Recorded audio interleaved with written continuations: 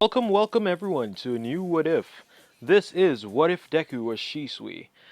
Now, I've had this idea for a day now, and I figured, hey, why not do it? Sorry I haven't been posting that much, I do have national exams, so my time is very limited. But anyway, that's enough about me, let's get into the video. Now, the story all starts after Shisui had jumped off of the cliff, with Itachi trying to catch him. Shisui would have ran downstream, getting hits on his head across the way, and ended up dying, either by drowning or head trauma. But we're not here to talk about that. This story begins with a little baby Izuku Midoriya opening his eyes. But this baby has memories from another life, a life that he not long ago used to live. Now, Shisui in Izuku's body would realize that he was reincarnated, and he's only heard of this as stories, but he never believed it to be true. Shisui would take this chance at life again, and he would grow up to be pretty good. At the age of 3, he would start lifting a 5-pound weight that his mom had lying around the house, trying to build up muscle as fast as he could. Now, this would go on until the age of 4 when everyone he knew was developing quirks. At this time, Izuku would have moved up from the 5-pound weight to 10 pounds. He would be pretty ripped and well developed for a child at 4 years old, having bigger muscles than the others. And some would think this is due to a enhancer quirk, but Shisui didn't really have that much friends. He did have one kid that he had to socialize with, this being Katsuki Bakugo, but the two of them never really clicked. Shisui was always bent on training, and Bakugo was just trying to be a normal kid. Sometimes I will call Izuku Shisui or Deku or Izuku based on what my mind drifts off to. Anyway, let's move on with the video. Everyone at the age of 4 would start showing signs of a quirk, but Izuku would never show a sign of a quirk. But he wouldn't really mind this. His mother would be worried though. And because he didn't really want her to really worry about him, one day he would be practicing ninjutsu because he would have found out that he still has chakra. He would have started with basic chakra control through the ages of 4.5 to 5, but on his 5th birthday, he would release a fireball, showing it to his mother, and she would be happy. Her son has a quirk. She has no reason to worry anymore. But that was all his little idea of throwing her off, so she wouldn't really think much, thinking that Izuku had the quirk of his father, Hisashi being a fire-breathing quirk. Now, time skip. But I will explain all the things that he has done over this time skip. Now, Izuku would have been practicing his body flicker, trying to use muscle memory to get back to the state that he was in the Naruto universe. He would get back up to that state, and he would be proficient with ninjutsu, taijutsu, genjutsu, and fuinjutsu, being seals, and also kenjutsu, being swordsmanship. He would be a bit stronger than Shisui in the story of Naruto. And yes, if you're wondering, he did awaken his Mangekyo. Due to him already knowing how the Sharingan works and how it's tied to emotions, he would use the trauma from his old life to reawaken it, but it wouldn't be that perfect. Because it was force awakening, he is only able to use it for 5 minutes a day. So he can't really use his Mangekyo all that much. But he will be able to do that over time. Now, we get to the start of the anime. The teacher would walk in saying that everyone wants to be heroes and he knows he doesn't really have to pass out these papers. But he did find something interesting. There are 2 students in our class who are trying to go to UA, this being Katsuki Bakugo and Izuku Midoriya. Now, Izuku would be pretty popular among the kids. He would be that introverted kid, but he would be mysterious and kind at the same time.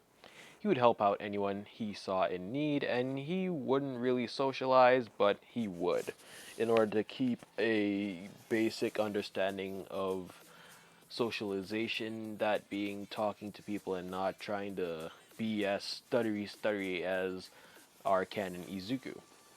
Now, Izuku and Bakugo would have gotten into a lot of fights over the years, but it wouldn't really end up all that good.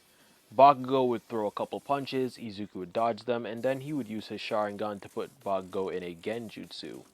This causing Bakugo to stop moving and giving Izuku time to walk away. He wouldn't really do any damaging Genjutsu, just basic ones to keep him occupied in an illusion world to give Izuku enough time to walk away. But everyone would know that Izuku has a very powerful quirk, and Bakugo knows as well, but he doesn't really know what it is. He heard from his mom, talking to Auntie Inko as he calls her, that Izuku has a type of flame-breathing quirk like his father, but she isn't entirely sure. Bakugo would keep this to heart, and he would fight Izuku a lot, but like I said, Izuku would just use a Genjutsu. Everyone wouldn't be that surprised that Izuku wanted to go to UA, but Bakugo would still make his attempt to try and divert Izuku's efforts. He would slam his hand onto Izuku's desk. "Listen up, you damn nerd. If I ever see you attempting to go to UA, I'll kill you. Got that?" "Bakugo, I don't really care about what you have to say, and I don't care what anyone thinks. I'm going to UA no matter what. You can try and stop me, but can you?" As Bakugo would get angry at this. But that wasn't really Izuku's intention. He was just trying to make sure that Bakugo understands that he can't lay a finger on him, in a sense. Now, the rest of the school day would go on as normal, with Izuku packing up his things and a couple of girls walking up to him. Hi, Izuku.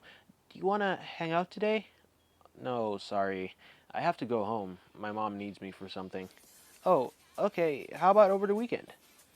I'll think about it. Anyway, bye."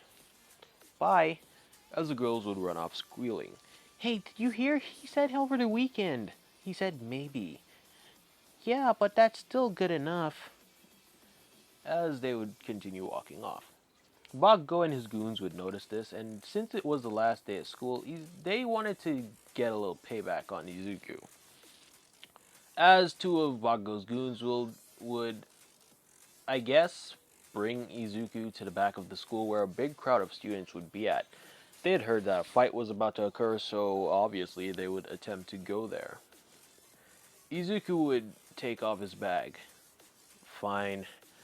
I know this is unavoidable, so I'll just end it right here, right now." "What? You think you could beat us?" "Yeah. Your dumb quirk won't even work on all of us at the same time, so you could quit it with all that, trying to act all high and mighty. Right, Bakugo?" "Listen, Izuku.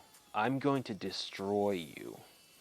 Now, if you're wondering, over the years, Bakugo wouldn't really give Izuku the name Deku because he would have noticed that from a very young age, Izuku had a different body build than all of them.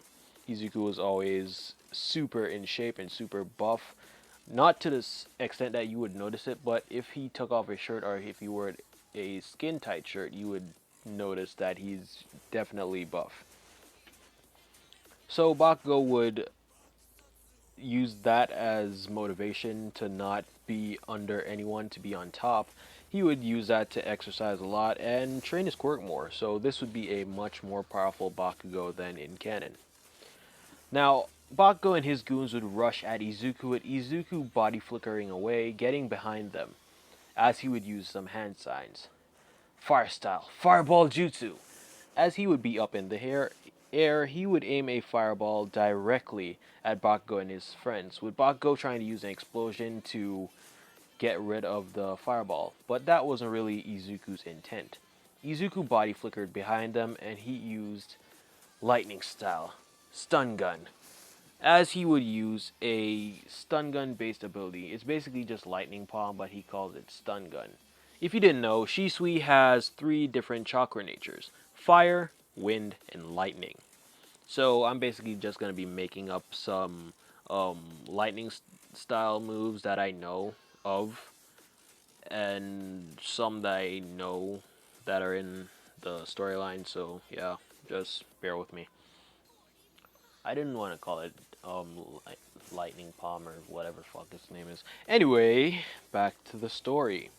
Izuku would immediately tase Bakugo's two goons and leave Bakugo wide open.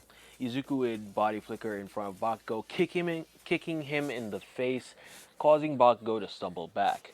Izuku would then put Bakugo in a sleeper hold and knock him out. As soon as the teachers would arrive on the scene, Izuku had already been gone. Izuku body flickering away with his bag, getting to a overpass. Well, that took up a lot of my time. If I body flicker, probably I'll reach home.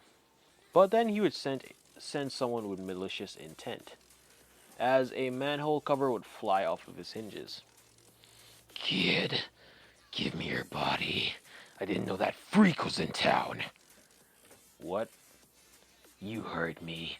Give me your body, kid. Yeah, that's not happening, as Izuku would activate his Sharingan, putting the Sludge villain in a Genjutsu, and walking away. All Might would appear, seeing the Sludge villain just standing there, not moving, not saying a word. And All Might would use this as a sign to take him in. All Might taking the Sludge villain in, putting him in a bottle, and giving him to the police officers. In this timeline, there wouldn't be a Sludge villain attack on Bakugo, because All Might ended up catching the Sludge villain very easily.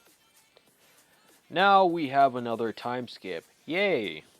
It's already been the 10 months of training. Izuku has gotten his Mangekyo to be able to use it for at least 15 minutes, and he's drastically improved.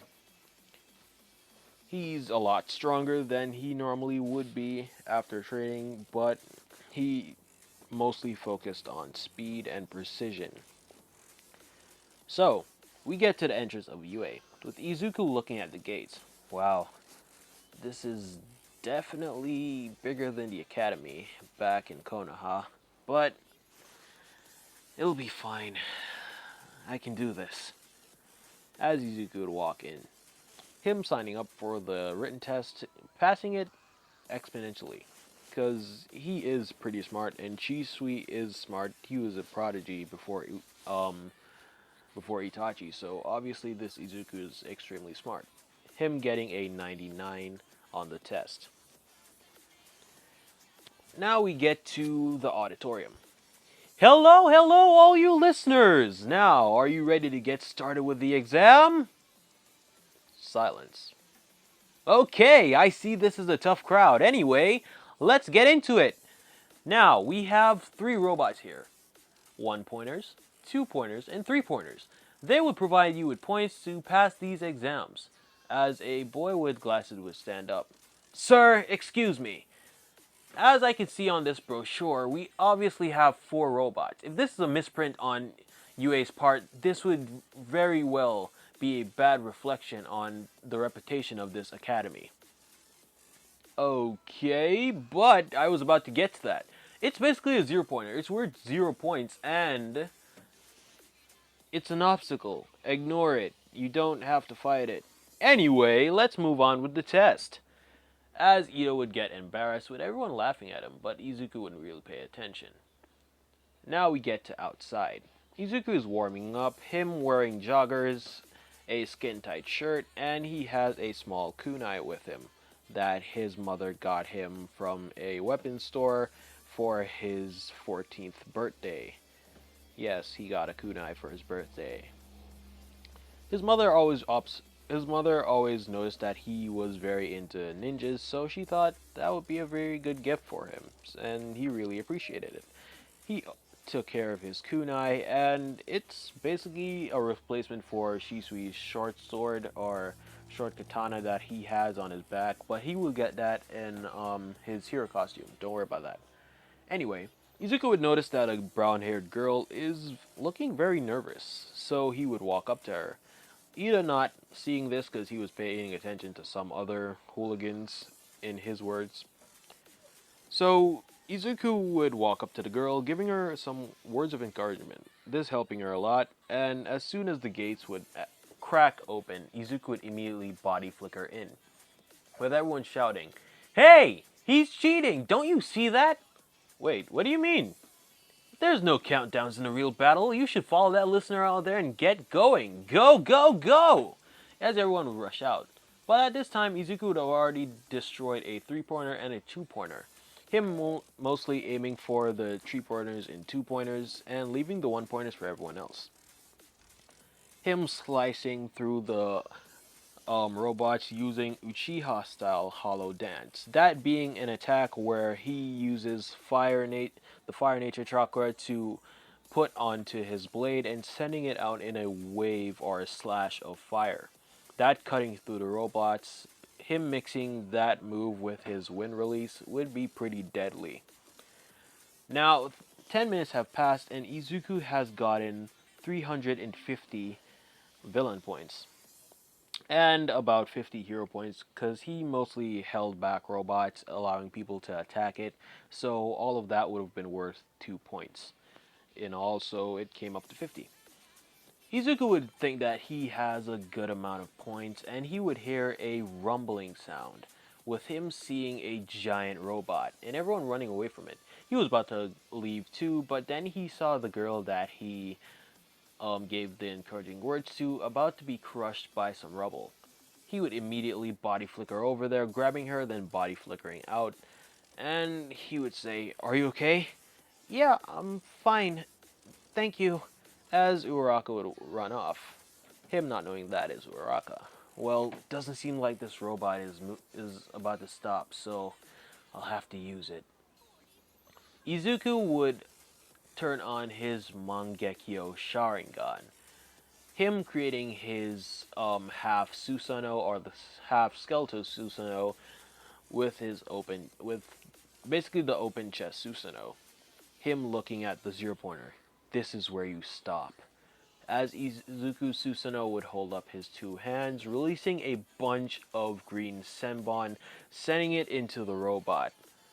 As the 0-pointer would stop moving, it exploding directly after it because Izuku mainly hit the power source, so no more robot. Izuku would fall down with a little bit of blood coming out of his eye because he never really went up to that amount with his Mangekyo. He only rarely used Koto Metsukami on like animals and used his half ribcage Susanoo, the ribcage one. So he didn't really ever went up to that high of a state with Susanoo, so that would have taken a lot out of him. Izuku would be on one knee when all of a sudden he saw an old lady. "Ah, Sonny, it seems like you've overused your quirk. Allow me to help you." She would plant a kiss on the side of Izuku's face, with Izuku suddenly feeling weak. But he would notice that the pain coming from his eyes are gone. "Well, anyone else need any help?" As Izuku would say, "Thank you." "No problem, young man. I hope to see you in UA someday." "Anyway, I'm off to go help people." As Izuku would stand there, Uraka would walk up to Izuku, telling him thanks for saving her, and he would say no problem. And that's where I'll be leaving off this video. I hope you guys enjoyed. It has been your boy, Void Kage, and I will see you next time. Peace, enjoy the video, and like my other videos, because I really need help with all that. So yeah, peace.